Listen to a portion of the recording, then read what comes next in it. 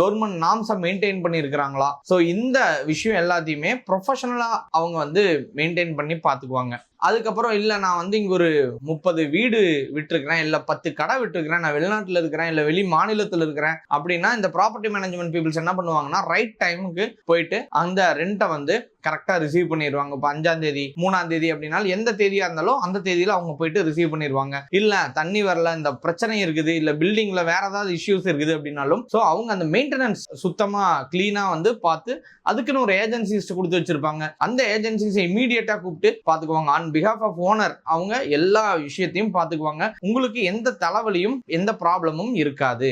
முக்கியமான விஷயம் என்ன அப்படின்னா சேஃப்டி அண்ட் லீகல் ப்ரொடெக்ஷன் தாங்க. ஏன்னா ஒரு இடத்த நம்ம எவ்வளவு காசு கொடுத்து எவ்வளவு கோடியில வாங்குறோம், எவ்வளவு லட்சத்துல வாங்குறோம் அப்படிங்கிறது முக்கியமா கிடையாது. எப்படி மெயின்டைன் பண்றோம் அப்படிங்கிறது தான் முக்கியம். அது நீங்க பில்டிங்கா கட்டி வச்சிருந்தீங்கனாலும் சரி, பில்டிங் கட்டிட்டேன் ஓனர் எங்கேயோ இருக்கிறேன், நான் வந்து பில்டிங் விட்டுருக்கிறேன் அப்படின்னா அவங்க